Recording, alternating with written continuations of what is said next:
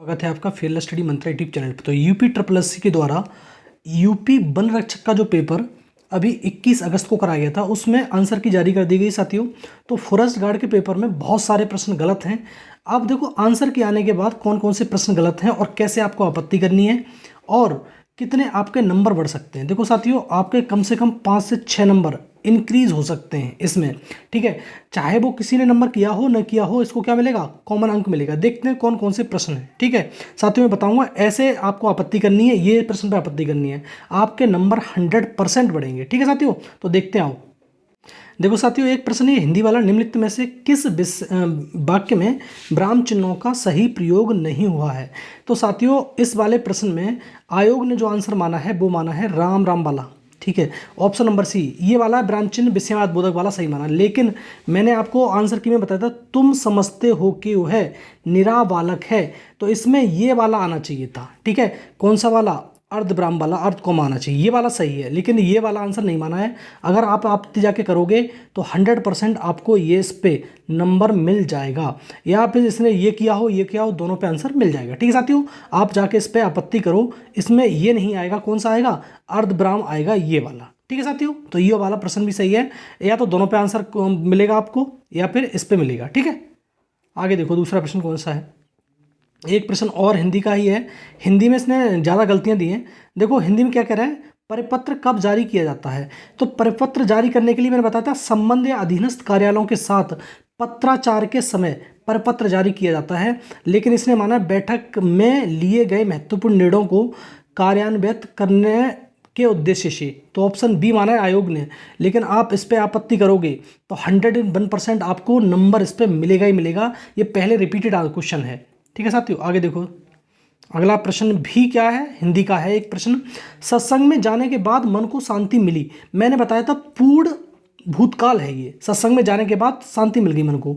तो मैंने बताया आंसर ये बताया था आपको, और यही आंसर इसका सही है। लेकिन आयोग ने माना है आंसर ये वाला, आसन्न भूतकाल। ये आंसर गलत है, आसन्न भूतकाल। जाओ आपत्ति करो, इनमें से कोई नहीं, ये वाला आंसर आपका सही माना जाएगा, ठीक है साथियों। तो इस पर आपत्ति कर सकते हो। ये किसी सेट में कुछ हो सकते हैं, देखो 22 हो सकता है, नंबर कुछ भी हो सकता है, उससे कोई फर्क नहीं पड़ता।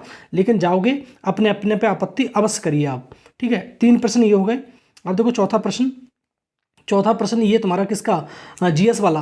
निम्नलिखित में से कौन सा हवाई अड्डा भारत का पहला हवाई अड्डा है जो पूरी तरह से नवीकरणीय ऊर्जा से संचालित है। मैंने क्या बताया था, दिल्ली हवाई अड्डा, और इसने ये माना ही नहीं है दिल्ली हवाई अड्डे को। तो आप जाओगे दिल्ली हवाई अड्डे पर अगर करोगे तो इसको 100% आपको क्या मिलेगा, नंबर मिलेगा। ये प्रूफ है, ठीक है। ये जाके आप देख सकते हो, उसमें प्रूफ लगा सकते हो कि ये पहले से ही इसको क्या कर रखा है, ये दिल्ली हवाई अड्डा नवीकरणीय ऊर्जा से संचालित है 100%। ये वाला सही है आपका आंसर, ठीक है साथियों। तो आप इस पर अभी आपत्ति करो। अगला प्रश्न देखो, अगला प्रश्न एक ये वाला प्रश्न है। क्या कह रहा है, निम्नलिखित में से कौन सा विशेष रूप से लाल पांडा, मतलब रेड पांडा जो है के लिए राष्ट्रीय उद्यानों में से एक है।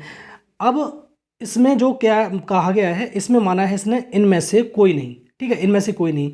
अगर तुम देखोगे खाग चेत जोग राष्ट्रीय उद्यान, इसमें भी क्या पाया जाता है, इसमें भी आपका क्या पाया जाता है, लाल पांडा पाया जाता है। एक और वो है मेघालय का, कौन सा, वल्फक्रम, उसमें भी क्या है, लाल पांडा पाया जाता है। तो इस पे आपत्ति आप जाके करो, इसमें भी लाल पांडा पाया जाता है और इनमें से कोई नहीं। दोनों ही आंसर इसको आयोग को मानने पड़ेंगे, सी और डी दोनों सही हैं, ठीक है साथियों। तो इस पर आप आपत्ति जाके कर सकते हो। अगला प्रश्न देखो, अगला प्रश्न ये। अब देखो एक प्रश्न है तुम्हारा किसका, तुम्हारा रीजनिंग का। राहुल का जन्म किस वर्ष हुआ।